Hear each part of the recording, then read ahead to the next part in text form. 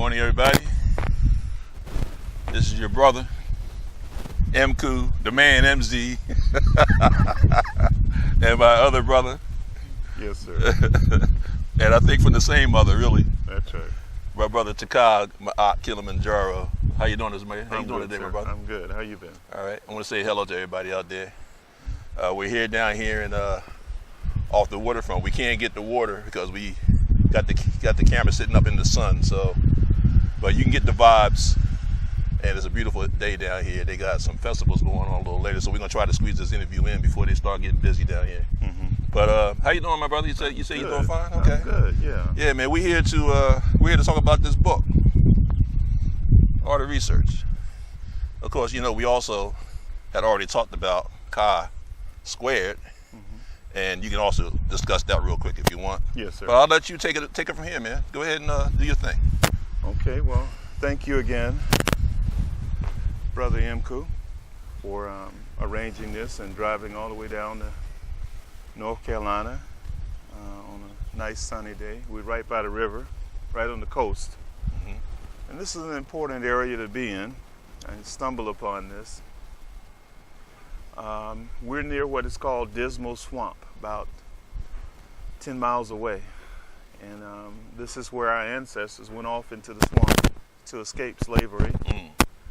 For over 100 years here in North Carolina to live like this, just not to be enslaved. I mean, alligators, snakes, wild animals, bears, etc. All of this was out there, and they persevered, fought through it.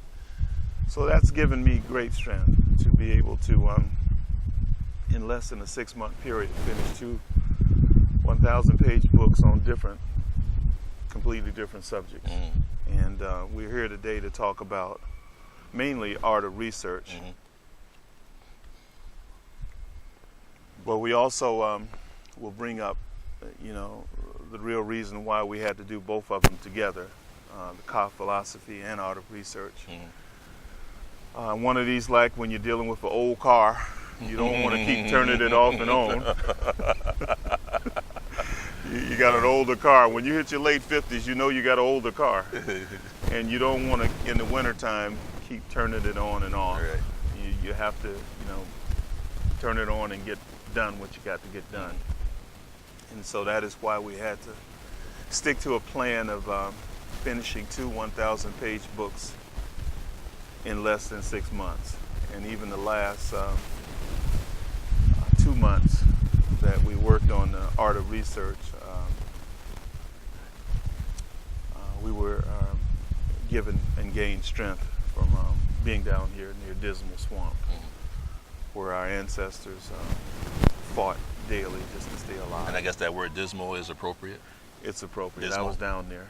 It's okay. Even today, just almost 30 miles of just swampy area on the coast of North Carolina, but where North Carolina meets Virginia. Okay. That would be also part of the Gullah Geechee people, or? Well, that's further south. Gullah is down further south. Yeah, but similar environment. Okay. And in most respects, not a place that you could live. Right. It was a place where, just being in the environment was painful.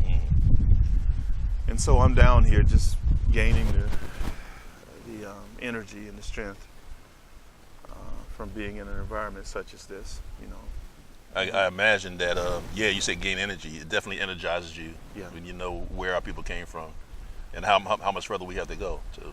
Yeah, and so it's clear that I'm not able to waste a day. I put in the work at these people's job, and I get out of there and do our work and attempt to balance the work that I get paid for by them with the work that I don't get paid anything by us, but it's on a higher level than going, working for them. So I say all that to say is I do appreciate you setting this up. And as always, you're really concerned about young people. Yes. Who have integrity, literally, who have heart and are willing to learn something. And so this is who you do this for, because it's seed time right now. You see, most persons don't appreciate seed time. Before you can have an apple orchard, you've got to have the seed. Yeah. Before you can have one apple tree, you've got to have the seed. Mm-hmm. And you got to have proper soil. I see our young people as being the soil. Mm-hmm. And if it's not a good environment to plant good seeds, nothing's going to grow. Yes. And this is what's been happening in our community. Mm-hmm. And so we put ourselves to the task of laying foundations with our books. And this is why they have to be so long, because we want to sum up the whole process. Mm-hmm. We want to take it from beginning, middle, and move to the end. Mm-hmm. We don't want to just do this microwave research that's been going on that you see everywhere. Right. You see people who go into the dojo mm-hmm. and get a white belt. Mm-hmm.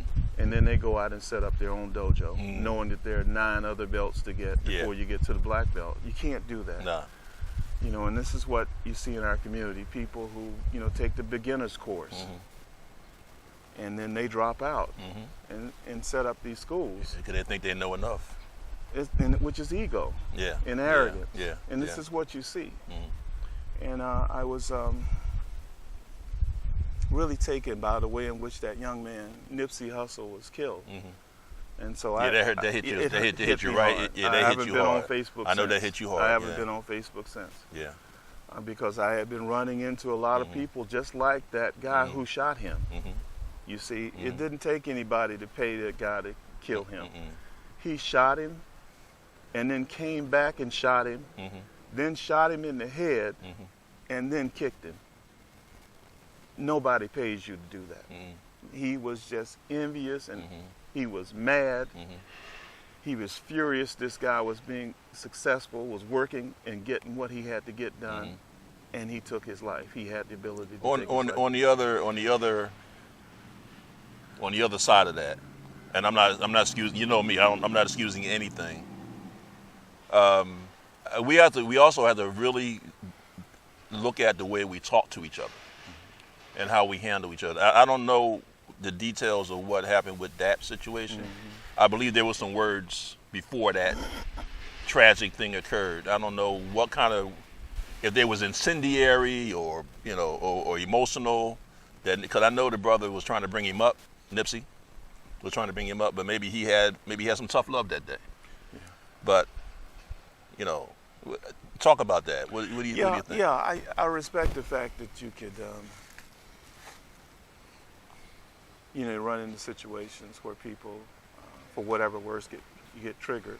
But trigger shouldn't end up with you killing somebody. No excuse for that. No excuse. Or assassinating someone's character. We see that. We see people assassinating people's character online daily. Right.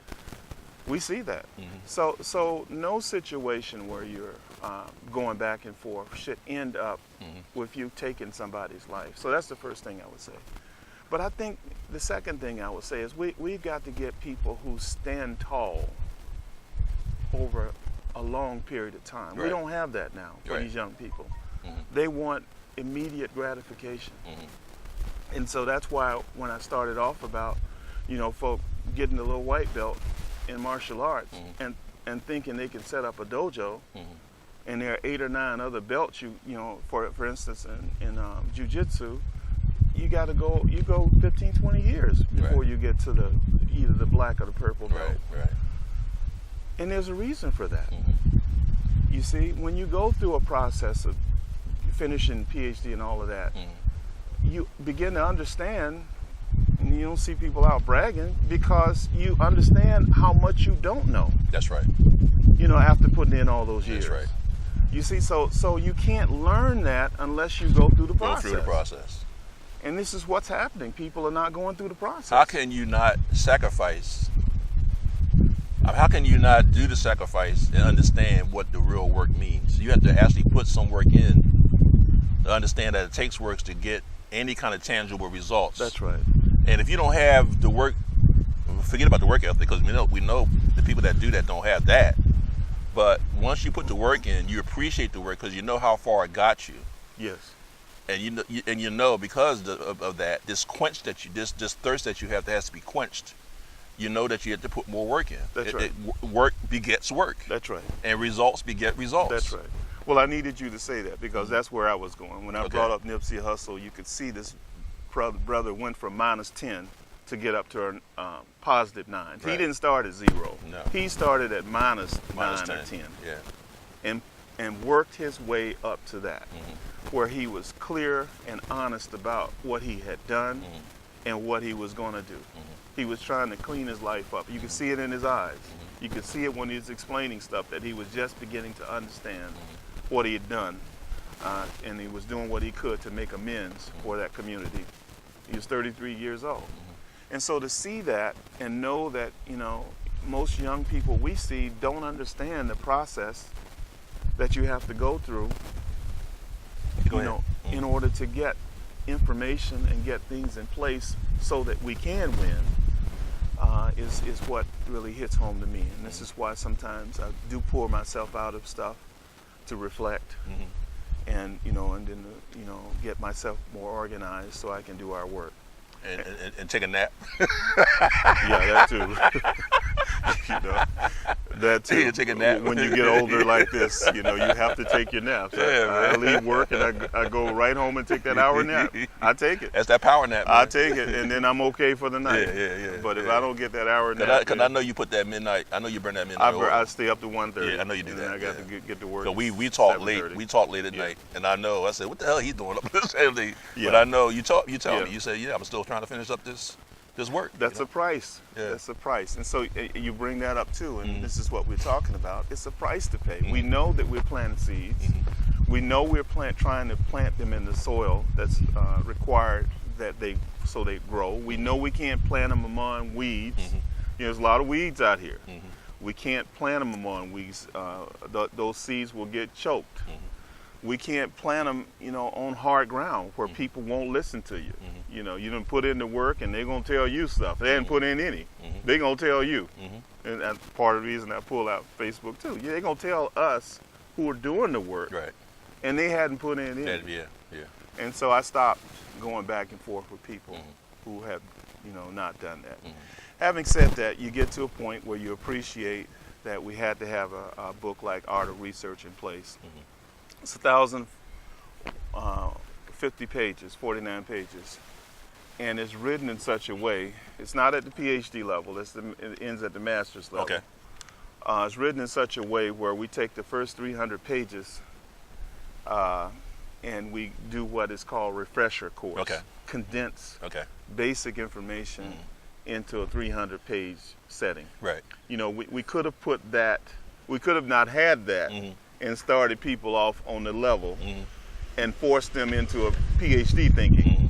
But we took them through what I would argue is the refresher course to lead them into the basics of research, and then we ended at the beginning of at the end of masters. That brings up another element there. Now, this book here, Research, that you put out 2 years ago now, right? Yes. How can this prepare you for Art of Research? Yeah, it is actually I always do this. People don't understand it, but we do this. We always put the skeletal framework together before we put the book together, the main book. Okay. When we did African Time, we put together outline of African history. Yes, you're right about that. 200-page book. Yeah. When we did Bach, we put outline of U.S. history. That's right. You see, so that was the skeleton. It's almost like a study guide, right? Yeah, it always starts them off. So if they read the outline, 200, 300 pages, they would know what the 1,000-page book was going to be. I'm glad you went right into that, because I was going to ask you that question, because people had brought that to my attention about the study guide for African Times and for Bach, and I said I wasn't quite sure, but I'm glad you said it just now. Yeah, those outlines are the sketch that it's almost like a pilot project. You get a chance to test it. No one goes out and builds a skyscraper. They build a smaller building first. And they test it to see if those things will work, and then begin to see how it will look on a big scale. This is what Kemet did. Kemet didn't just go build great big skyscraper pyramids first. They moved up from the base level pyramid structure, mastaba, and then built on top of those. And it took hundreds of years to get to those great pyramids. Hundreds How about thousands how about of years thousands of of years? There you go. preparation. I was going to say. And thousands of years of preparation. I was going to say. But Yeah. hundreds of years of practice. Mm-hmm. And so this has taken 30 years to get to this point. And so when you bring that up, yeah, all of our books put us in a position where we test run them on a small scale, and then we build them on a larger scale.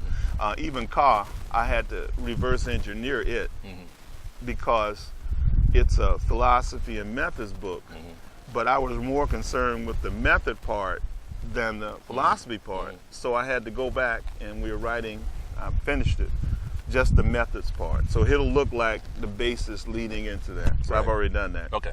So we'll be able to turn that over. But you peep my hand. And then we also have the diagram book, as you know, to go along with the art of research. We put together what is called a diagram book. Yeah, well, I don't have that book with me right now. Well, but I mean, the actual. this is the diagrams. It's the diagrams themselves, 25 diagrams. Yeah, you have that. But you're going to put this in the book anyway. Yeah, we're going to put that in the book next week. So everybody can see that. Next week. This will be in the book. You are selling these diagrams. I mean, you are giving these diagrams away now. We're selling them individually. So if anybody who still wants to get these, they can. But the book will be coming out very shortly. That's right, next week. I have a question for you a little later on about something in here. Yeah. But you can go ahead and get into Yeah, and so what I said was, a lot of thinking went into doing art of research. We could have done it 2 or 3 different ways. We left about 1,500 pages on the cutting block. We had to pull them out because there was a decision made that you can actually write this for the PhD level. You can write it for basic intro beginners to masters. Okay. You couldn't do both in one place within 2,500 pages. You couldn't do it, so you had to do 2 books. Right. So we decided to put this one out as a base fundamental book that allows us to get through the introduction, should I say, college level research methods, and then master's levels research level. At least you could actually pass your comprehensive exams if you took one for a master's degree with this book. You wouldn't be able to pass the PhD exam because it's focused on multiple regression, factor analysis, path analysis, meta-analysis, discriminant analysis, ANOVA, etc. You would have to be using inferential statistics at the PhD level. So you wouldn't be able to pass it here, even though we introduce it here. We don't go through it in detail. We go through everything that's required to get through the master's in research methods and statistics here. So that's what this book does. Now, when you say that, if somebody actually did their work and studied this work and understood the methodologies and the techniques and everything else, are they bypassing anything, or do they still have to go to an educational institution? They are getting it because this is 20 years of teaching PhD and master students. So you may not have that so-called certificate up on the wall. Yeah. But if you study this information as diligently as you can, you'll have just the understanding of those same people coming out of those educational You'll have it institutions. because I taught it for 20 years. On research data and research techniques and statistics. And statistics. I created the exams. So you heard that, people. Yeah. I created some of the PhD and master's exams. Is it possible to, well, I'm talking about employment now. I want to talk about employment. Is it possible to gain employment with knowing this information? Well, this is the area that I had to go in through to gain employment. The other areas I wouldn't be able to work at. They wouldn't let me work. So there's opportunities out there for people. You would have to know this material. Now you would have to obviously convince people that you are fluent in this. That's right. In these sciences. That's right. Okay. That's Which shouldn't be hard to do. It wouldn't. You can blow somebody's doors off. You go into an interview. Yeah, because they're concerned with applied activity. If somebody is a truck driver, they want to know whether you can drive. Right. The same thing with research. They want to know whether you know what mean, mode, and medium is, frequency distributions. They want to know whether you know what Pearson's correlation is. How can you get correlations? What's the difference between a correlation and cause? They want to know if you know these basic those things. Yeah, standard deviation, those things. They want to know if you know what are the research designs, what are the different, what's the experimental design, what goes into that, what goes into survey research, what goes into field research, how do you do focus groups. They want to know that. And if you know how to do that, you're hired, basically. That's what we're saying. Yeah. So no, I brought that up to say we took a route, so I could leave that and say that since 1,500 pages got left on the cutting block, you know that down the road, if we get some time, we'll do that PhD level book. Okay. It'll be a short, condensed one, but we'll do it because we have the material that we went through. We just couldn't get it all in one place. Okay.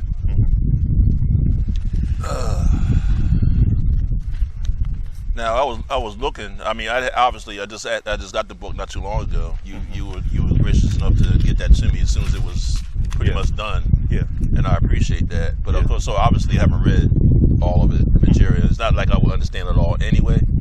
But by looking at it, I remember before, I guess it's going on 2.5 years now, where we got your book research, the one I had just showed everybody. Yeah. You know, the research book. We had got that. So we knew that we were short, and I don't know a whole lot of people would admit that they were having shortcomings in their research. Yeah. You made it very crystal clear to us in the Raising Awareness group that we weren't researching correctly. Yeah. Even though we had some sources. Yeah. It wasn't that wasn't an end all be all. You just can't pop a source up there or pop an author up there and then call it that you did some research. Yeah. Touch on that real quick. Well, you know, that's a great segue into what I was thinking. What I see happening, it's unfortunate. The first thing people ask for is a source. And it shows what the level that they're thinking on, because it shows that what they've done is read something that they agree with and became the mouthpiece of it. How about 2 or 3 sources? They still felt they did the same thing, Yeah, right? they're doing the same thing. How about 100 sources? When you got 100, you're actually looking at that thing from many different angles. And then how about writing down your notes from that and drawing your own conclusions of that 100? Instead of going in with this preconceived idea and trying to find something that fits what your preconceived idea was. That reinforces your position and your position. And that's what's happening. Okay. That's what's happening. That's the shortcut I made when I said folk are doing beginner's level work and trying to act like it's PhD level work. Right. And we want to make sure, and I know you do, say the same thing, is that it's not that we're charging you or casting blame on anybody. It's just that sometimes we just don't know what the proper research techniques and is. So this is just a way of bringing people up, because I know I got brought up as soon as I got that book research, as you know, as basic as it was. Yes, it was very clear to me that I had to number one, I had to look at more sources. Yeah. Number two, I had to read credible authors and researchers themselves, people who are credible. Yeah. And then number three, I had to bring it to the table to the point where my personal prejudice wasn't involved. So if I ran across the truth, I had to say, okay, this is the truth. My conception or my preconception of this particular subject or topic has been a little bit skewed, a little bit off. That's right. I don't see a lot of that going on. Well, that's the problem, because folk are starting off with a position and then going and get information to support the position. And anything that doesn't support the position, they don't read it. Right. Or they don't include it. Right. Or they call it names. Because they've made a decision and all they're doing is finding the stuff they think fit it. Well, I stumbled upon this years ago when I was at Howard on the mistake I would have made if I hadn't gone through that. I had a job at the library stacking books, moving books from the graduate library to the undergraduate library. And I got a chance to read the books. And I got a chance to see whole sections of thought. So 1,000 books, and you might have 1,000 books, you may have a third of them right wing, a third of them in the middle, and a third, a fourth or something like that on the left wing. Right. And you start seeing, what if I just stumble into the left wing area of these books and just start using that information? Right. I don't have a complete picture of what's taking place. That's right. You see, so that's what's happening. And they're getting information and then going out as its mouthpiece, but they don't tell you that they're its mouthpiece. It's usually somebody's work that they believe in, and they're going out stating it as research, as should I say, conclusions, complete proof. And there, you know, when you discuss, that's why I said you have to go through this process. When you discuss going through a process of research all the way through the postdoctorate and everything else, you don't go around bragging, because you know now you don't know that much. Right. You see, most people who don't go through the process don't understand that they just touch the edges of it, even with a PhD. That's right. And they don't understand that. And so I didn't learn much of this until I got out of school and started working. Correct me if I'm wrong, because I have made a couple. I made this statement maybe twice. Yes. And I think I actually said it in my presentation of integrity when I did that back in November. Or was it? I think it was November of 18. Yeah. And I said that science is science in essence is always trying to prove itself wrong. Mm-hmm. Because that's what we do. You know, if you're using a scientific method, you are not only are you improving on it, but you may even falsify it, or you might even invalidate it. Yeah. How far off am I when I say that? Well, you're not, because it's not carved in stone. You see, it's fluid, but it's not as flexible and fluid as subjectivity is. Okay. It's fluid. You know, even the laws of physics change as the sun over billions of years change. That's changed. You see? Even the laws of a solar system change over billions of years as the actual conditions of it age. Even the laws of a galaxy will change as it reaches a point where the galaxy implodes, turns into a black hole. You see, over time. So nothing is carved in stone. That's true. And so you don't see me sitting around saying proof. It's only a discussion around whether or not you have established some evidence that it could be this. I always like to tell people, especially when we talk about these emotional topics, you know, these things that touch our buttons. Yeah. You know, our emotional buttons. We get hot about it, get emotional about it, and that's okay. It's okay to get emotional about stuff. You're passionate about something. Yeah. But I always tell people all the time. I said, look, I appreciate your position, and you're something biting the hell out of me. I said, I appreciate your position, and your position is kind of strong. Yeah. But you cannot be so stoic on it where you might end up on the other side of that conversation 10 years, 20 years, 30 years from now. Yeah, and that is what we're dealing with. We're dealing with throughout our community. It's not. In other words, I proved you wrong because I scientifically went and researched this. I looked at so many certain sources, then I validated them. Instead of saying you proved something, just say the data suggests.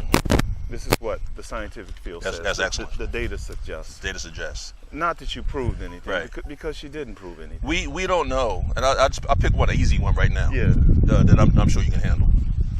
When we talk about ancient open oceanic travel, that was one of the hot buttons there for a minute. Yeah. And this the position that we never travel in the open ocean. There really isn't a whole lot of definitive proof right now. But some of the end results is when you look at the Easter Island in the middle of the Pacific, 2,000 miles off of South America, 4,000 miles off of Hawaii and you know, Indonesia and all that kind of stuff. How'd they get there? Because they didn't travel along the coast to get there. Yeah. How did those people get on the island? Yeah, well, you know how. And you better not bring up Pangea. You know how to get You know what I mean? Well, they do bring it up. Now we're talking about something totally different. We're talking about the Pacific Ocean, the largest ocean in the world. That's right. How the hell did they get to Easter Island? Yeah, well, that's what logic comes. Forget about the Africans. Yeah. I don't care. I don't give a damn about Africans right now. I'm just talking about people, period. Yeah. How the hell did they get to that island? Yeah. They didn't swim. Yeah. Okay. Yeah. So, although there is no definitive proof that they went on a boat. Yeah. Okay.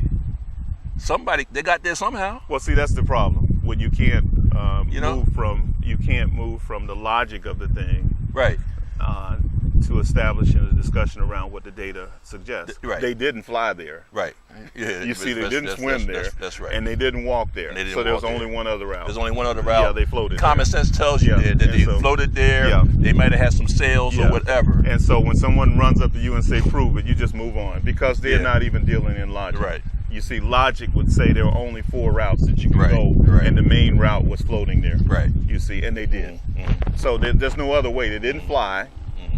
They didn't swim. It's too many miles. Right. They didn't walk because it was water. There was only one other way, was to float. So I will accept the fact that they did coastal travel.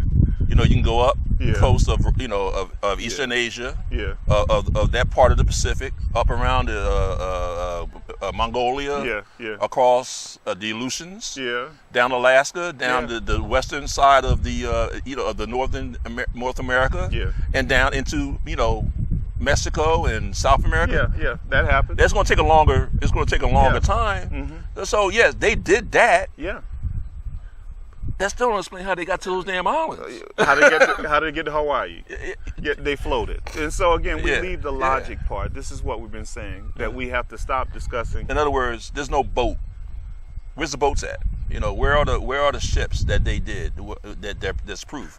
There's not going to be a whole lot of proof, because I challenge anybody to get proof of a slave ship right now. Yeah. That, I mean, how many millions of Africans did they ship across the Atlantic and into Europe and even into India and everywhere else? We ended up being transplanted in these geographical locations. So how many ships are around from that? Yeah, and so that's where people without logic would not understand that there are different types of evidence. Right. You see, we have discussions where people don't even understand that there are different types of evidence. We deal with that in Art of Research. There are different types of evidence in every field. There's different types of evidence in physics, chemistry, biology, archaeology, anthropology, architecture, etc. Different types of evidence. And you have to attack things with a multidisciplinary approach to them, which I do. You see us not using one type of methodology. You see us not using one type of evidence. You see us not using one type of statistical procedure in our books. We use all of them. Because we want to look at that thing from different angles. And this is what you just brought up. I want to expound on that a bit. Go ahead. Folk need to know that they're not looking for an author's name, a source. They're looking for evidence, the evidence.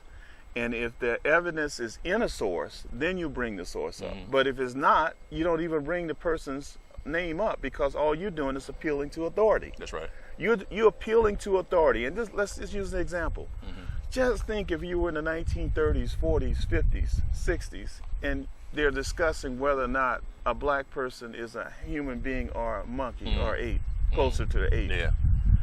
The authorities on this subject were white people. They're the ones publishing. So when people bring up peer review, you kind of laugh at them, because that's nothing but white people sitting around deciding on what they accept and then printing it. That's their peer. That's peer review. It's nothing magical about it. And it doesn't have to be scientifically sound, because for over 100 years discussing us in the period of 1850 to 1950, we were close to animals in their peer review anthropology journals. Yeah. That's what we were. We were like one shoot above a monkey. And that was their proof. That was their proof. And so again, when they're running around with this, you just look at them, because you know they haven't gone through the process. Yes. If you've gone through the process, you understand what peer review is. You understand when you set a book or an article to these people who's sitting there deciding whether or not what you said was accurate.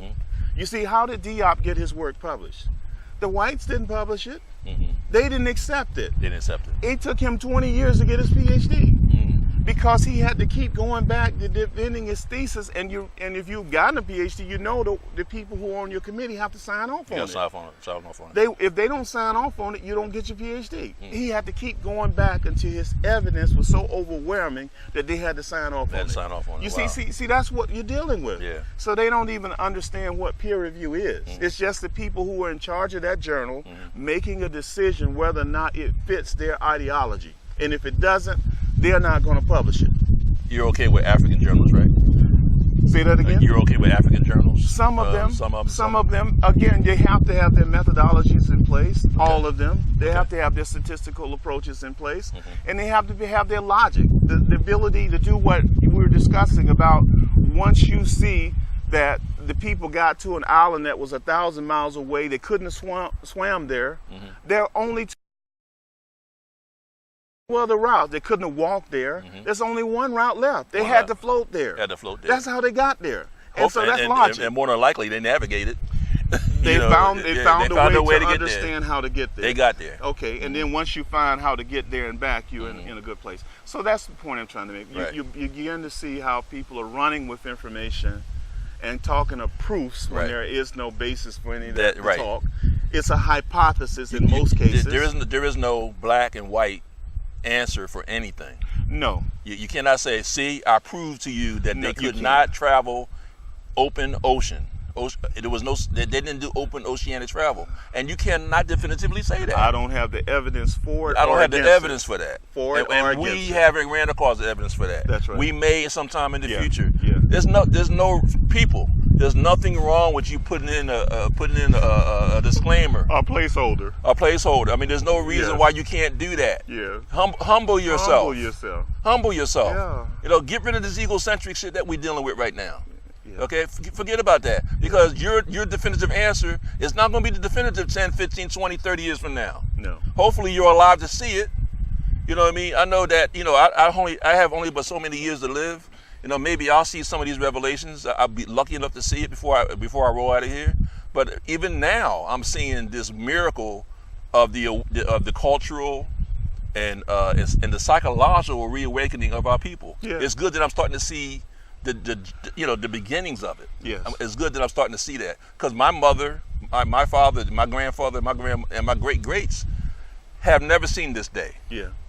I'm blessed to see this day, and that's a good thing. And this is what we started off when we said seeds, because I knew very clearly when I'm discussing seeds, I know that it takes time for them to grow. You don't get an orchard tree. You don't get an orchard for apples overnight. The seeds have to be precise. The DNA of them have to know exactly how to produce that apple tree and the apples that come from it. But over time, you end up with that orchard. And so that's what we're dealing with our young people. And that's my point when I said earlier that I'm really not dealing with people that you got to argue with over stuff. That's true. I ain't got time to waste. It's late. Yeah. It's seed time and it's late. And so you can't be around here arguing with people when winter is coming. Yeah. And you around there debating with them over stuff that, again, their ego won't allow them to go through the process of learning. Ego has stopped so many of our people from getting in a position to learn something. That's right. They're going out as experts on stuff, and they hadn't put in the work to do it. So I say all that to say, moving from a discussion around, a general logical discussion around research to going precisely into the book, we have almost 40 chapters in it. We have a section that deals with refresher, 300 pages. We have a section that deals with moving through the research process chapter by chapter. What I mean by that is starting with a statement of the problem, a literature review, a theoretical framework, the basis for the methods you're going to use, the research design you're going to use, the data collection, the data analysis, and then statistical analysis or qualitative analysis. We walk them through the whole process, and then we end the book with a statistical part, which allows them to look at basic descriptive statistics, the basic mean, mode, median, frequency distribution, standard deviation, and then move from there to Pearson's correlations, ANOVA, and then we discuss linear regression. We can't go into detail on multiple regression and the others, but that's how that's the PhD, book that's unfolds. PhD level stuff, and so it takes more time. You mentioned this Pearson's correlation a couple times already. You might want to explain that now. Yeah, people get confused. They think that something that correlates with something else, something that goes up and something then goes down, they think that's a cause. Mm-hmm. Cause is not correlation. Effect. Well, the point what they're saying is they're thinking that because one thing goes up and the other thing goes down, it was caused by the thing that went up. I got you now. You see, I understand now. And see, and this is what we see it online. This is where now. people are running around with, just elementary understanding of something, a white belt, and then they're running around like they're a black belt discussing it. And so I'm saying when you see someone talk about cause and they're using a statistical procedure that can only establish correlation, and most of them can only establish correlation, then you don't have anything. You don't even have a person understanding the material enough to know the difference between the two. Right. And so Pearson's correlation sits there in the middle of the statistics from descriptive to inference-based statistics. It's right there in the middle. And most people get confused thinking that what they've done with that study, a chi-square or something like that, what they've done with that statistical procedure is a causal relationship, and it's not. Right. And so only when you get to the level of the inference-based statistics, where you draw that sample from random sample and you have multiple regression or something like that, can you begin to discuss cause. And again, it's painstaking. It's painstaking. It's painstaking. And that's people why don't want to. It's on the PhD level. And so you don't even get to that until you've gone through this journey, this jungle of information. You don't even get to that. And most people haven't gotten out of the first level of it. Man, I'm gonna give people an example of what the real research is. Now, I remember when, again, I was getting ready to get into it. When your first book, research, came out, your skeleton work. Yes. We took it upon ourselves to look at a video. If anybody who's listening to us now knows about this particular video, it's something about benzene poisoning in a closed automobile. Yes. With the windows up and it's hot weather. Yes. And it says that when you go into a car like that, the certain elements, the materials and things like that in the car will give you benzene poisoning. Now, we thought it was a little bit strange. Yes. You know what I mean? To come to a conclusion, just like you said, a cause, because where is the statistics that says that there were so many people having benzene poisoning? Yeah. We didn't see that. We didn't see those numbers. Yeah. We just saw a claim. Yeah. So I put the call out to everybody in the group. Yes. And 3 people responded. 2 people actually did the work. Yes. And that would be myself and I'll give Elder Donald Flournoy a shout out. Yes. My man. Yes. Good man. He also did the work. Yes. So we came up with some conclusions on that video. And what we found out was, where's it at? Okay.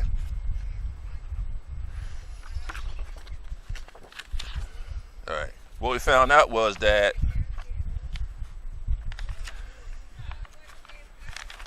and we're not even talking about the kind of research, going through a painstaking process, but we just did enough research to find out that even though opening of the windows and the doors can be a good rule of thumb due to the fact that there are minute levels of benzene in closed cars, that's what we found out. Yeah. Very, very minute. Yeah. Our other points of the video were embellished for whatever reason. We already know why. Yeah. All right.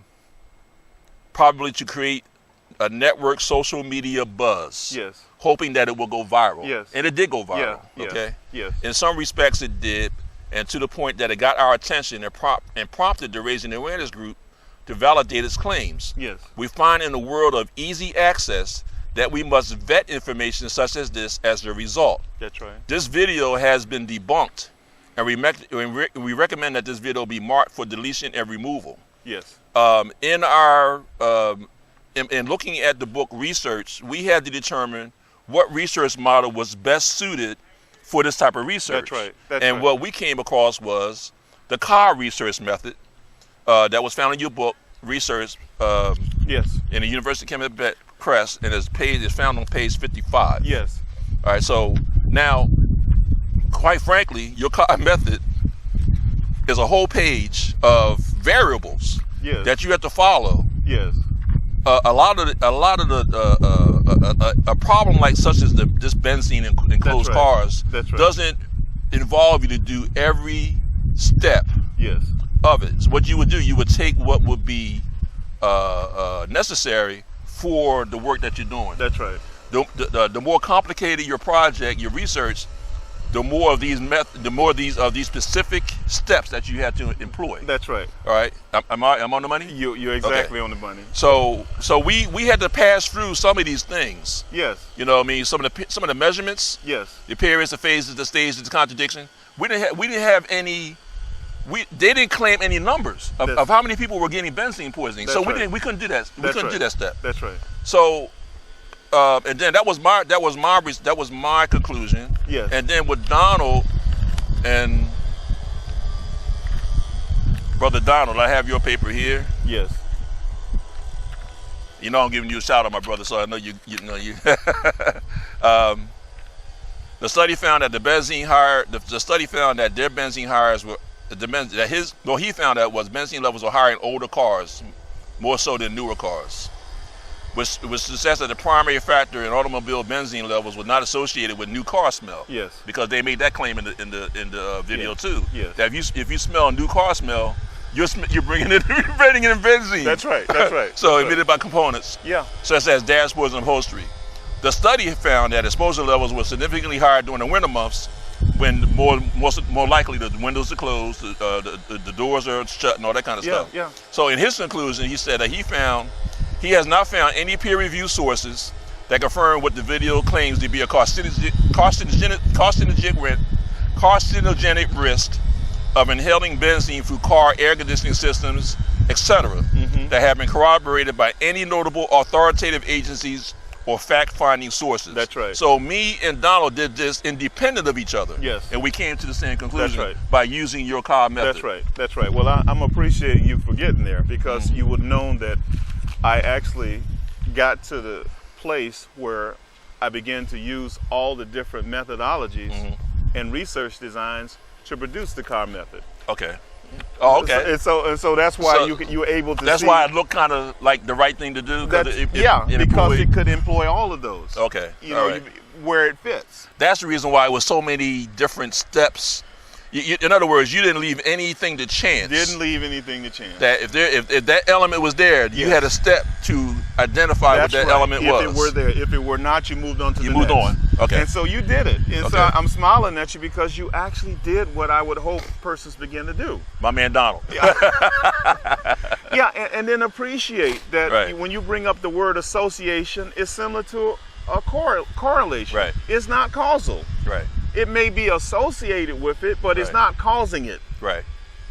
And most people get these terms. That's why I say we have to slow down. We have to write these large books and precisely walk them through the processes in order to understand these terms and where they fit. Right. And that's what you just gave to me, which was you actually looked at the car method and saw that we'd included all these other methods in it. You did. That's what we did. Yes. We took the research. I didn't know you did that. That's what we did. But I knew that car method was so... It was so inclusive. It should be adaptive. And I was like, you know what? Because he asked me the same thing. Don, when we first started this, he called me on the phone, and Don, I'll give you another shout out. I'm not picking on you. Yeah. But he gave me a call. He says, you might want to get to car call. I said, no, let's not get to car call. Let's do this first. Let's make our mistakes. That's right. That's right. And then we'll run it by the car and see what he says about it. I said, but I think that we should, if that particular step in the process, in the method process, in the diagram, doesn't apply to what we need, go buy it. That's right. And go to the next step. It's an adaptive system. Right. And so that's what we did. Right. You've actually brought something out that obviously people would have figured out if they'd done what you've done. Right. Which was, you can't just have these isolated methods to look at a multidisciplinary disciplinary process. Right. A multidimensional process needs a multidimensional research method. There you go. And so you have people running around with this multi-dimensional process, trying to research it with a survey. Right. Trying to research it with field research. Individually. Trying to research it with a focus group. Yeah. You cannot look at a multidisciplinary process, a multi-dimensional process, and look at it with a process that's singular. It's not going to work like that. It's not going to work. Yeah. And so that's what's been happening. I'm glad you validated that, because we didn't even talk about no, this. we have we not. We haven't had any discussion about You have not known about this I haven't. up until this point today. I made sure I did not tell you about that. Yeah. Because I wanted to give some other people a chance to also get involved, but for whatever reason they didn't. That's another story. Yes. But yeah, it's amazing. I knew today was a perfect opportunity. That's right. For me to bring it up to you. We had no discussion about it. All. You did not know that I had worked hard to put all these different 20 to 30 different methodologies into the CAR method. You didn't know that. I had no idea. And I actually I knew it felt right. Yeah. I know when we looked at it, because we both agreed, I say, we got to do the CAR method. Yeah. Because that looks like exactly what we need. It had to be flexible and adaptable. Yeah. And you figured out that if it's not there, don't use that part. Right. Go to the next part. Most people don't figure that out. Right. That if something is not there for you to use, you move to the next part where the data fits. Exactly. You need to have something fluid and flexible. Mm-hmm. And this is what we're asking young people to begin to develop. Don't be so know-it-all-ish. Right. Don't be so final on things. Have an adaptive spirit. Have the ability to adjust. Have the ability to take in new information and adjust. Have the ability to listen to what someone is saying and say, okay, well, I don't know where it fits now, but it may fit down the road. Right. So why did I not write any of these books 10 years, 20 years ago? Mm-hmm. Because they didn't fit. They didn't fit. It didn't fit yet. It didn't fit. I had to take my time on it and try to figure out, how to best explain this. Mm-hmm. How would I do a good job explaining it to young people? Mm-hmm. So it took time to figure that out. So I kept taking notes, kept organizing my thinking, and as I told you before, we always write the small book first to be able to outline the process, and then we write the larger. And you had to have a certain feel too, because you knew where we were going as a community. Some of the leaders in the community. I'll say leaders for lack of a better word, because we do have leaders in the community. Some not as you know. We have various types and levels of leadership. Yeah. However, we knew when you look at the community that we are looking at now scientific method. Yeah. As flawed as it might have been. Yeah. We didn't quite know what we were doing. Yeah. I think you felt that. I felt it big time because I saw how speech making relies on emotionalism. Mm-hmm. And in a speech, you can emotionally convince somebody of something that's not true. That's not true. And this is what happened. I saw it in the 70s and the 80s, the material. I saw the video material where you get, which is now YouTube, and then 80% of it may be false, but the 20% that's emotional attaches people to it. Right. And then they run around with it. Right. So 50, 60, 70% of it is false, but the 30% that made you feel good about it, you run around with it. And this is what's happening. It's not only the Facebook age too, where people can set up these discussions and then emotionally convince you of something.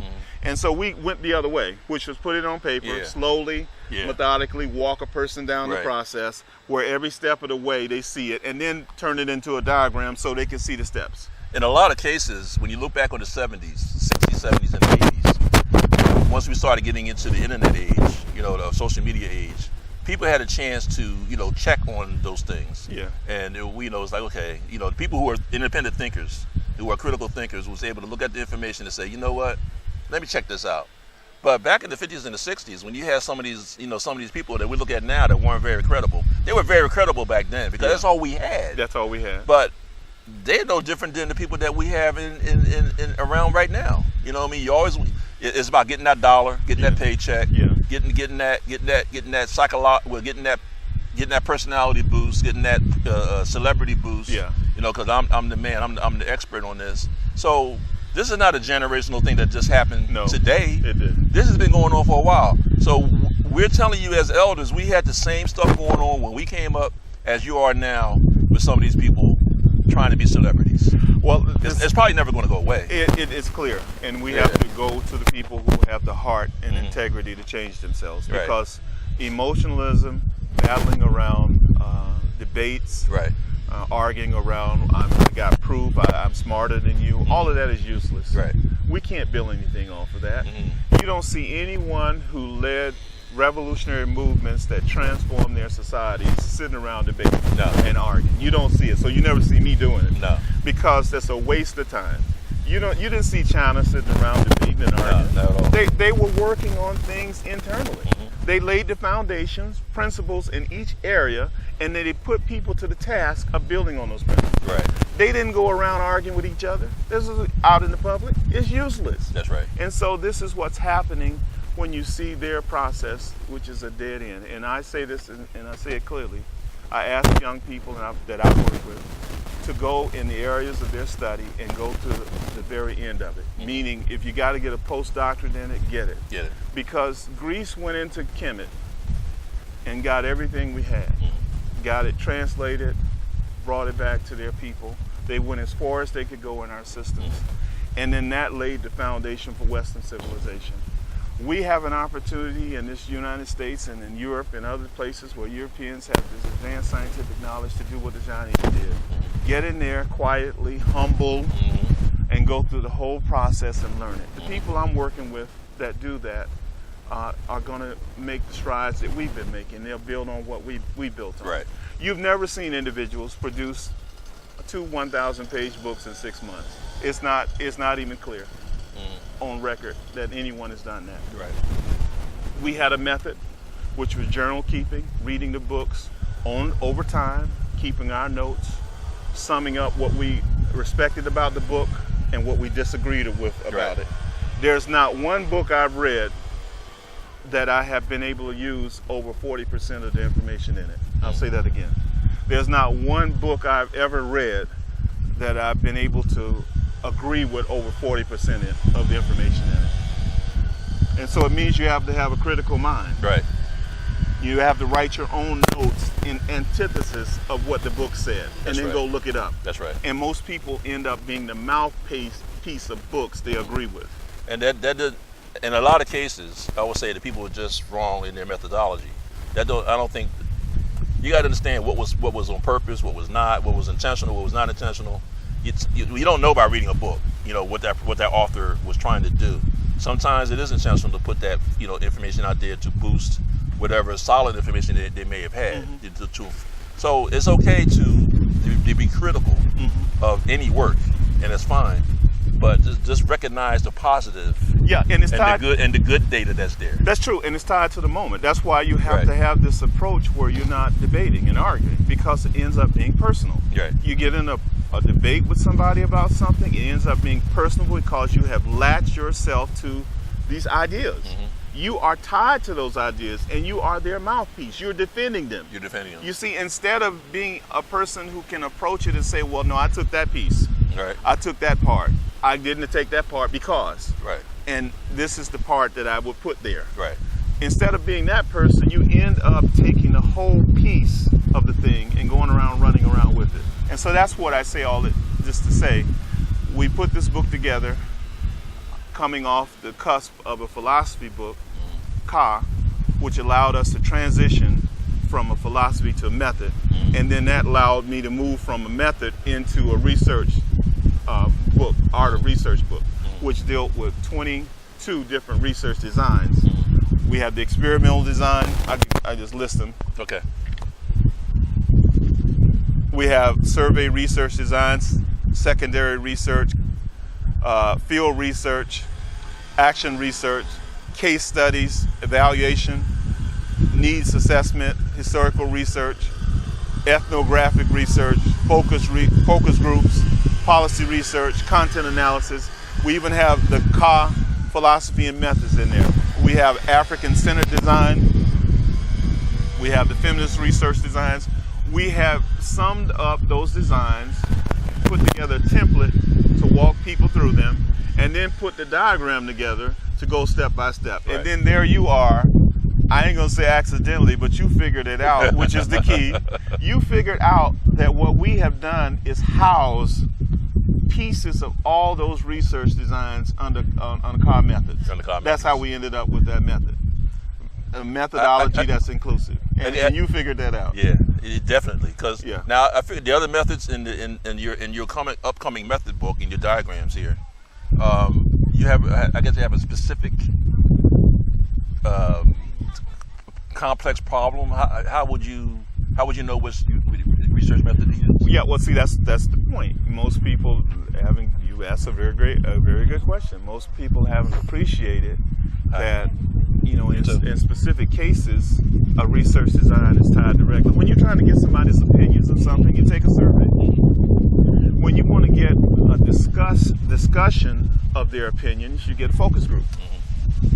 A focus group is nothing but people sitting there of a certain type discussing questions that may have been written down, but fluidly, and you begin to get a general picture of what they think about that thing. Okay. A survey, more precise, can be in a questionnaire form, written up, diagrammed, written up in our phone, etc., on the internet, all of those. But the point I'm trying to make is each situation requires you to decide which research design is most appropriate. Right.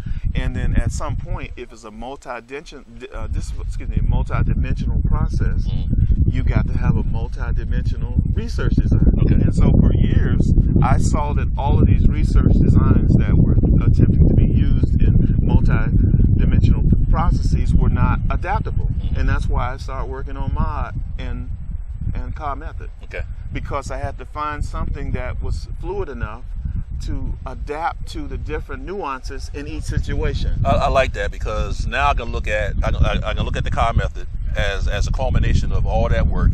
Yeah.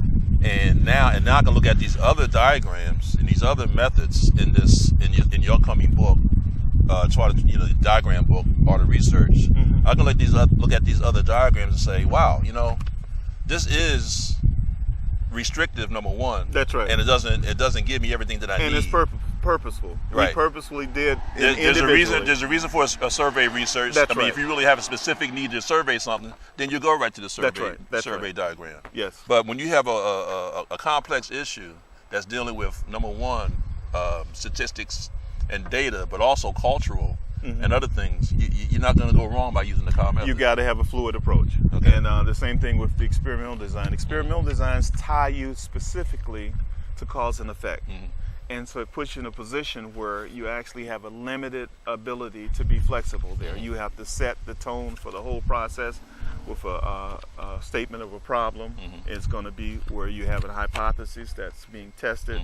You have a theoretical framework that you're testing within, and you have the apparatus that you're going to use as the ABC test. And so in the final analysis, the experimental design, which is utilized mostly in the physical sciences, has a quasi-experimental design utilized in the social sciences. Most people don't understand that process. And so we actually have to walk people through all these different type of research designs individually. And obviously you peeped my hand and showed, and now telling the audience that the Tdka method is an adaptable synthesis of all of those. We seen that, That's amazing. It means you were doing your homework. Yeah, because most people won't understand. I didn't tell you that. I never talked to you about that. Not at all. We never spoke. Never. I mean, this is just revealing to me as it is probably to you guys. You know what I mean? Now, this brings up another point about when I brought about the cultural, with this multidimensional issues that we have. How do you analyze a problem or even authenticate information when you have cultural elements, statistical elements, data elements, geographical elements? Now, going through the Art of Research book, I was looking for something that would show me how that worked. Now, of course, I came back to Tdka 2 again, Tdka squared. In the research method diagram sheet specifically, this is Tdka squared number 2. Point 6 through 16 shows interesting contrast in real-life challenges of adapting to an alien cultural system, both philosophical and economical. Now, I'm gonna tell everybody exactly what I mean by that. Now, I know you did a lot of damn work, but here is, I found this because I was so interested in case study research. And I said, look, I got to look at the case study part, because that was what I'm more interested in, and that reminded me of the Tdka square, the Tdka 2. All right. So let's talk about that. Let me. Then I want you to go in. Let me see. Where is it at? What page was that at? You are a student. Well, you took your work seriously. Hey man, let me see what page was that. Was page 586. Wow. All right, here we go. 586, and we're talking about. All right, the brain work, case study research process. Mm-hmm. So it goes into what I just said. Yeah, your race, gender, class, nationality, etc. Yeah. Who, what, where, when, and why, how. Yeah. Individual groups, organizations, communities, events. Now, that's a lot of stuff. Yeah. How do you look at stuff like that? Yeah. And your point is perfect. The fluid method of CAR is going to do that for you. Yeah. Now.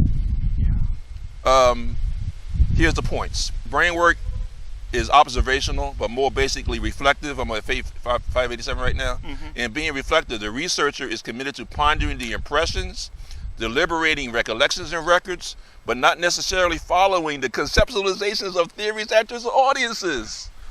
God, did we just talk about that? We just did. That's why we can't sit around and talk about proof. Yeah. That's why we can't be so judgmental. Right. That's why we can't be so certain Exactly. of things. That's why we can't be know-it-alls. Right. You see. Yeah. The second case, the intrinsic case study designs draw the researchers towards understanding what is important about the case within its own world. Not your world, its own world. Not so much the world of the researcher or the theorist, but developing its issues, context, interpretations. Everything is interpretation. And I said all that to say that we have to begin the process of improving our ability to appreciate different research designs and being able to know which ones to use. Right. And that takes time. It takes time to work that. You have to go through the whole process, move from the white belt all the way up to the black belt. Don't just get the white belt and then, as a beginner, go out and set your dojo up. Don't do that. That's with research. That's what we've been. You know what's funny? Hey, look, I'm a comical guy, so I like to inject humor in everything. Most of I'm an upbeat guy. I don't like to be depressed and everything all the time. But can you imagine back in the early Common Era? Yeah. Right, where you might have been in Asia somewhere and you open up a dojo. You know what I mean? With a white belt, and damn well you ain't doing nothing like that. You can do that today because ain't nobody gonna call you on your shit. But you do that back then, they gonna walk up in there. Who's your master? And you know what's gonna happen? You gonna get your damn head chopped off. Who trained you? Yeah, who trained you? Now, you the master. We're gonna test your methodology. We're going to see how sound your methodology is. You teaching your students this? Okay, my master against your master. Let's see who's the best. I put it in the book when I wrote the acknowledgments. I had to put somebody who, at the time, I did not give him the proper due respect. Dr. John Reed at Howard, he was a statistics and demographer expert, in my view, after the fact. Okay. I wasn't listening to him when he was there properly. But having said that, he's the one who got me a scholarship to go to Howard. He's the one who got me in the Population Reference Bureau. And you mentioned him in our last interview, right? Yeah, Joint Study for Political Studies. He's the one who did that. Okay. And if I hadn't gone into that Joint Center for Political Study, Political and Economic Studies, and the Population Reference Bureau, I wouldn't have known how to use these statistics to even pass my qualifying and my comprehensive exams. Right. And so he was an expert. So someone asked me, who was your teacher? That's why I brought him up again. Yeah. Because you do have to be able to know who your teacher was. And the point I'm trying to make from that is you have to go through the whole process. And our people don't want to do that.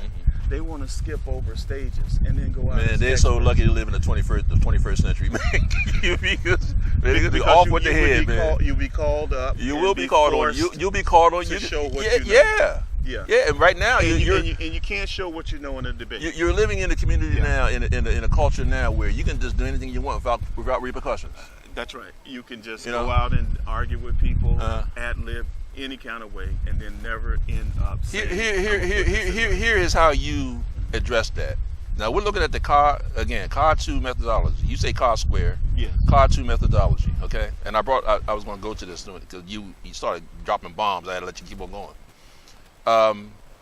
In essential, well, first of all, CAR contradictory motion internal self-motion, autodynamic, similar internal elements begin to naturally gravitate to one another. That says a lot right there. So we're living in a culture where we have all this. We had this mixed bag of information challenges coming from different people, different cultures. Yeah. We don't even know what's African anymore. We don't know what's European, what's African. We think that some of the European stuff we hold on to is African, and vice versa. But each of the similar, you got a diagram here, through 6 through 10. Each of the similar polarizing internal elements unites with similar ones to form unified opposite within the unity. Yes. One of the opposites, aspect of the unity, assumes dominant, leading position and role. Yes. Do they know what that means? Oh, boy, you have applied that. Do they know what that means? Yes. We are living in a culture where we don't even know what the dominant theme is. Yes. We think that we out here being free. We can buy shit. We can buy a car. We can go up and down the block without getting lynched. There's still a dominant position and role here. A dominant leading position and role. We live it automatically. We have been programmed to think as subservient. Yes. But we think that because we have these we read a couple of books, we did this, we did that, we blabbered it on social media, and I feel good about myself. No. This is what I'm saying. No, you're not. Yeah. No, you're not. But read the next one. Okay. In the next right. Where I'm at. Okay. So the identity of the opposites in unity. Each aspect of the unity is formed. Each simultaneously possesses inner unity and concrete identity. Because they exist in the unity, each aspect contains an element of its opposite within itself. Yes. There you go. Yes. Now go ahead and knock that out. Yeah, well, I'm gonna knock that out. When I see us, we have a debate culture. We don't have a do culture. And so you see a situation where we've been trying to build a do culture. We saw the debating in the 70s and the 80s. We saw the discussions. Most people don't know that those discussions are superficial. When you see someone giving you a speech or something, they can only give you superficial information. They can't give you the information in a 1,000-page book. They can't give you the information in a 100-page book. A lecture of 3 hours may not get over 20 pages of work, of detailed work. Only 20 in 3 hours. So what we're building is a situation, and you just brought it out, where you have these opposites that are unfolding. You have an opposite where on Facebook people talk about their knowledge of a car, and then you have the people in in China, Japan, etc., actually intricately reverse engineering every single part of a car and building it and perfecting it. We're talking about it. We're talking about it. We're arguing about things, and then they're building it. So I'm on the side of the people who are intricately, piece by piece, taking apart research. I'm on the side of the people who are intricately taking apart statistics in every single area, political science. I'm on the part of taking apart history, every part of it, and building it. So when I got in a discussion with someone, it's a quick discussion, and I said, we actually in Africa have not been able to build one single car from scratch. They misunderstood what I said. There are factories that are set up in Africa. There's some in Nigeria, a couple in Ghana, etc., that assemble cars. Right. What you do in an assemble process, which Detroit was doing in the early 1900s, was you take parts and you put them together on an assembly line. That's not building a car from scratch. Building a car from scratch means you make the carburetor, you make the tire, you make the engine parts, the pistons, you make the batteries, you make the lights, you make every single part, 6,000 parts, every component, the radio, etc. You make those parts and you put them in the car. So if you don't know how to do that, when people say I'm not selling you the battery, your car ain't gonna have a battery. It's gonna have a battery in it. When they say I'm not selling you these tires, your car is gonna be sitting there with tires. Exactly. We don't know how to do things. Right. That's the difference between what we're doing at the University of Kmt and what other people are doing. They're arguing about stuff that they are not knowing how to do. Right. That's why when I brought up early, which was my theme, you can't go in a beginner's course and then go out and set your school up. No. You cannot go in a martial arts dojo and take the beginner's level white belt and then run out and start a dojo for black belt students. You can't do that. And that's what we got in our community. We don't know how to do anything. Right. And so we don't go through the whole process that we should go through to learn how to do stuff. Right. We drop out and then go out debating and arguing. This is what we're doing now. Exactly. Arguing. Understand that my description of getting your head chopped off because you think your stuff is strong and it's not, because you haven't done the work to perfect it. It is the same thing. You're chopping off the head of our culture and of our children, because you're coming out with this weak stuff that has not been perfected yet.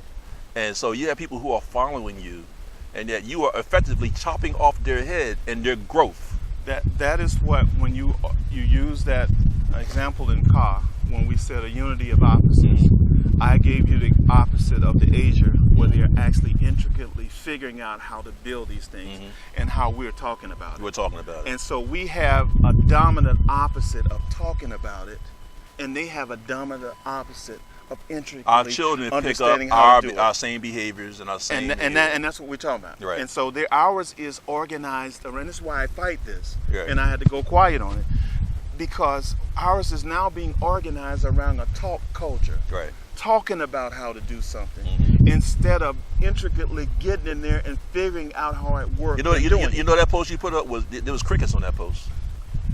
I can actually hear the crickets on that post. Nobody responded to that post. Well, they're not able to, because it's the truth. Yeah. You got people running around talking about their knowledge of how to run a school, right. And they've never run one. Right. You got people running around, if they talked about a car, talking about a car, and they've never built one. You got people running around talking about research, and they have never gone through the process of actually doing it. That's right. I worked at all these institutions. I have reviewed thousands of research reports to accept or reject them based on their methodology. I do it every day. And this is on a university level. University level. I do it every day. And so you don't accept or reject it based on a video or a speech or argument or debate. They're not even in the room. Right.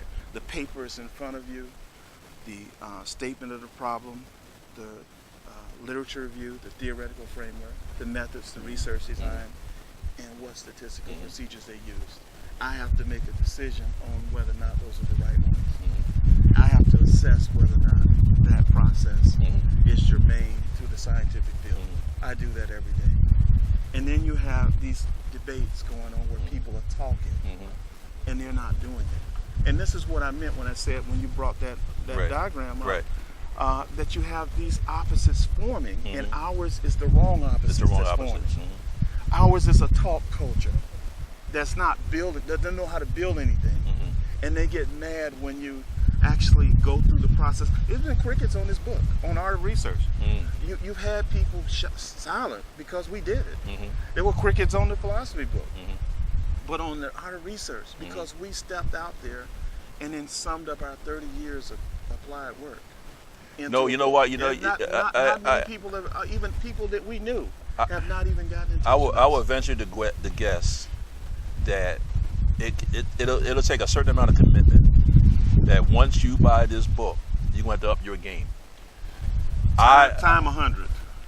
I don't think people are ready to up their game just yet. Yeah. Because you know how it is when you live your life a certain way for a number of years. It's almost like an addict. You've been drinking alcohol all your life.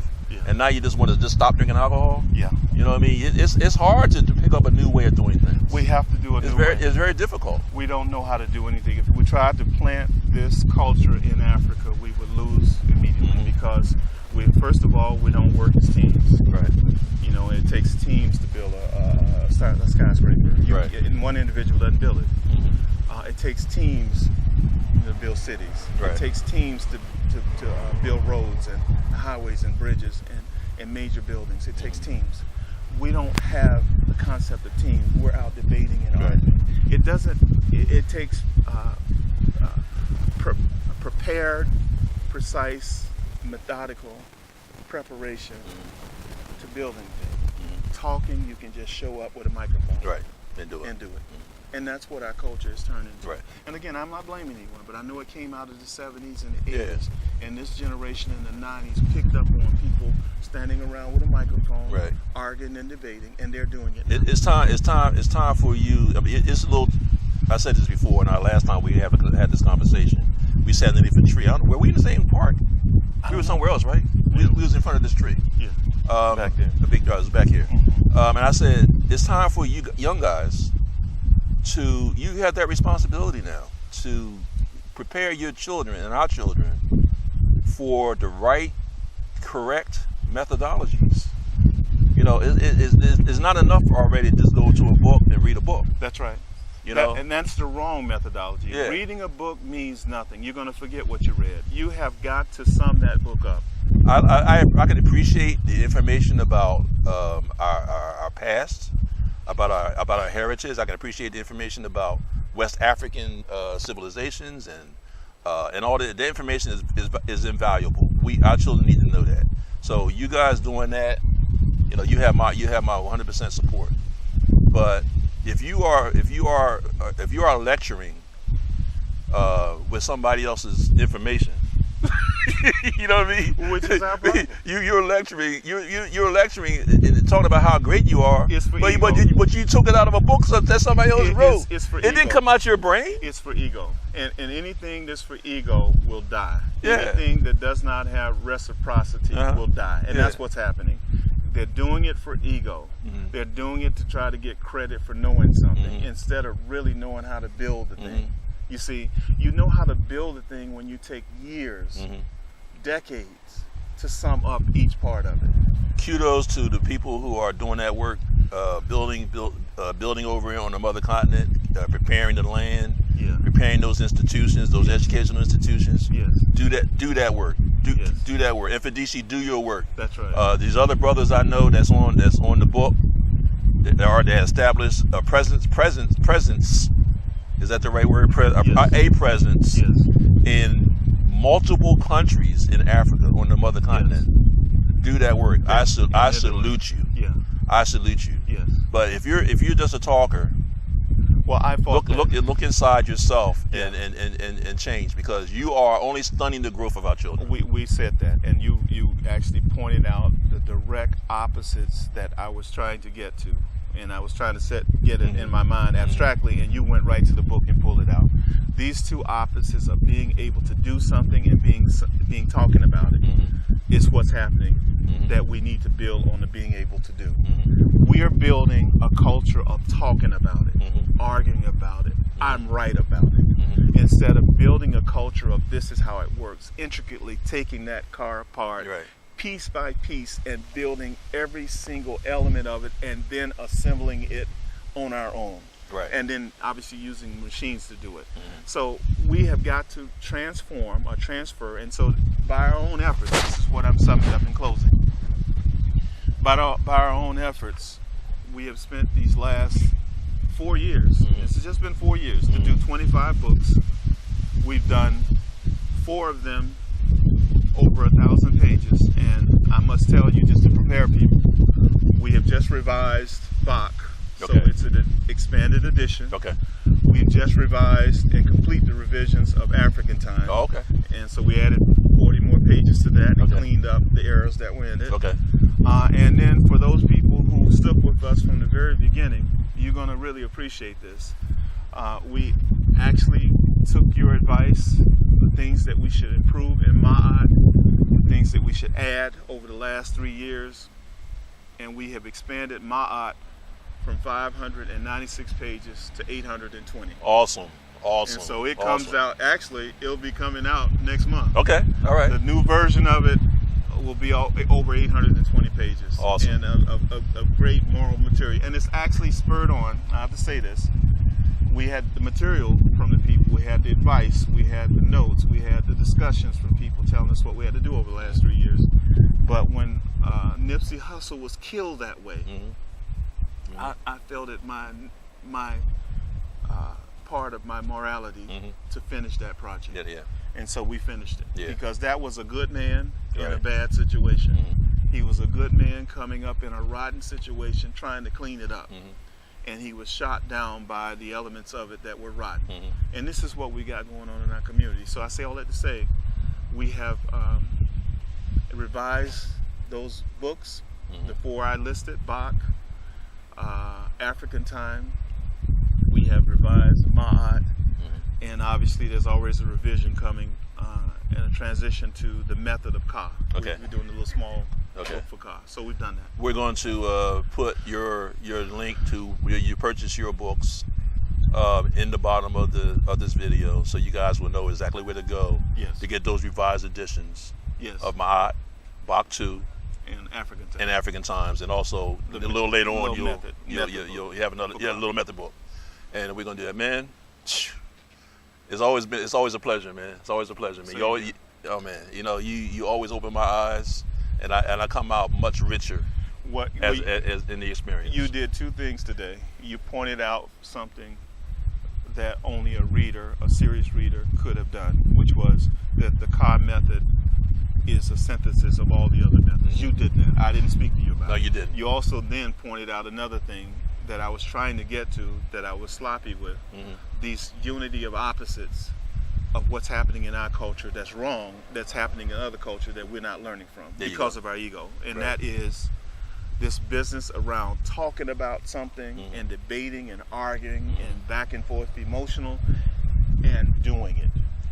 In other cultures, I brought up Asia, the Chinese, the Japanese, etc., actually go in every situation and figure out how to do that thing, how to transfer that knowledge of doing, just like Greek did in Kemet, of doing from the population that did it best, and then build on it. We have got to get back to that opposite. We're on this other opposite, which is not almost 90% of our culture of talking. We're not on the 10% that needs to grow of doing, learning intricately how things work and how to do them from scratch. I agree. From scratch. Yes. So I thank you for bringing that out. We didn't talk about that either. Not at all. Had no discussion. Not at all. That was really the essence of what I want to talk about here today. Here we are doing a research design book with over 25 research designs in it, discussed in detail. And people we've been working with, they hadn't even contacted us about it. Wow. Hadn't even contacted. Yeah, that's crazy. Because that's ego. Yeah. That's jealousy. Right. That's envy. That's what killed Nipsey Hussle. Yeah. That's what killed it. That's jealousy. Right. Envy. You shouldn't be jealous.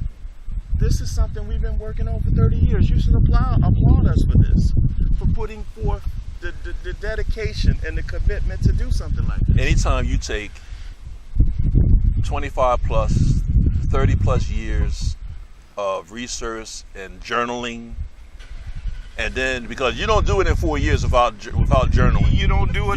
You cannot put together all these volumes of this good work, quality work, without having the 20.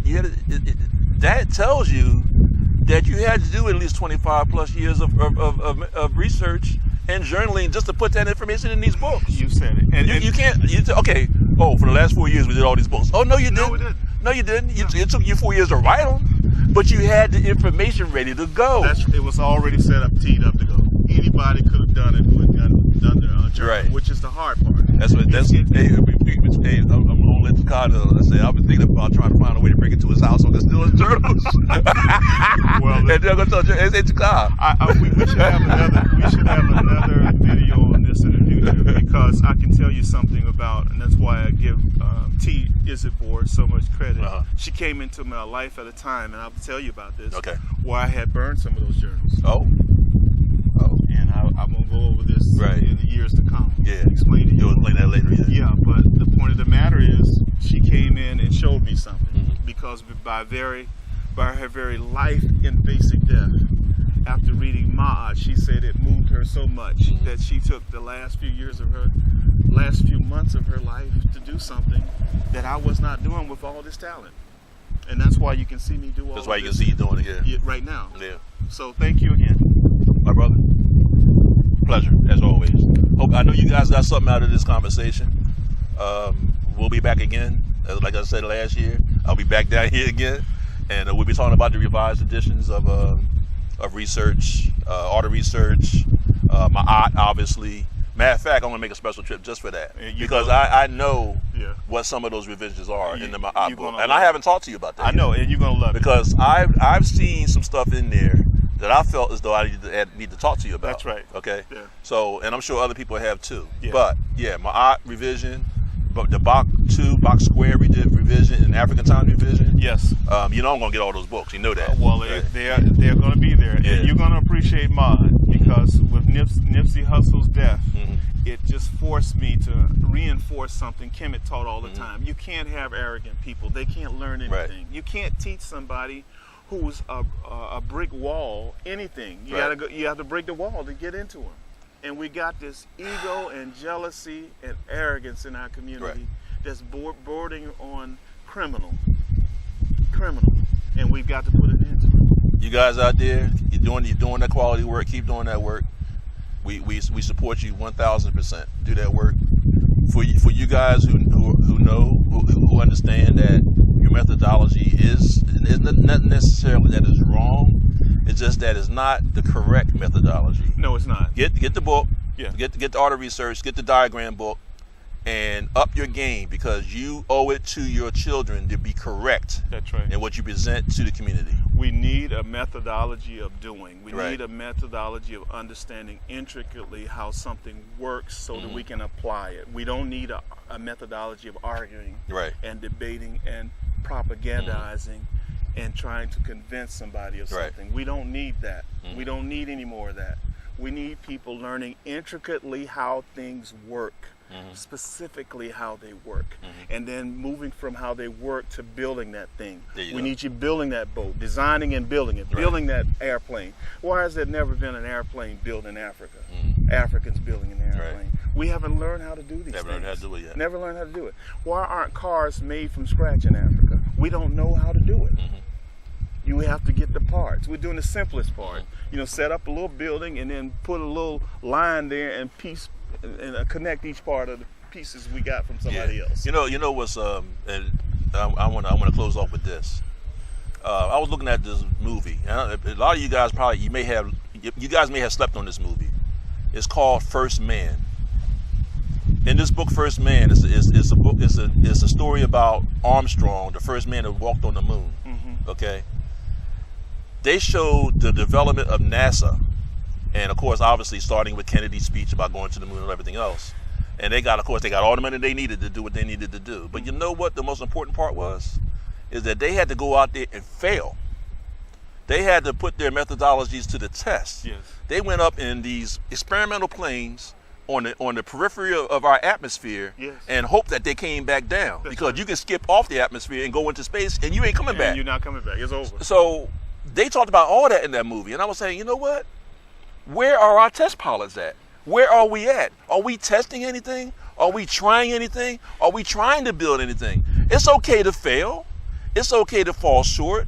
Let's start testing and building. And if we make our mistakes, let's make our mistakes. Because First Man showed you that white man went up there and he kept trying. And finally, he made it to the damn moon. Well, you just said it. Whenever you see our books, all we're doing over time is listening to our audience and our peer review people and then correcting them over and over again and moving forward. I suggest that you look at it, people, because it's also very realistic. You actually think that you're in that damn capsule. Yeah. It showed the people. It showed also the time where they went into the capsule before they lifted off, and the oxygen. I mean, the nitrogen atmosphere, I think it was. Whatever. No, it was pure oxygen that they used for their atmosphere. They stopped doing it. All four of those astronauts died in there because that was a mistake. Yeah. And there was a spark, and the whole capsule went up, and they died. Yeah.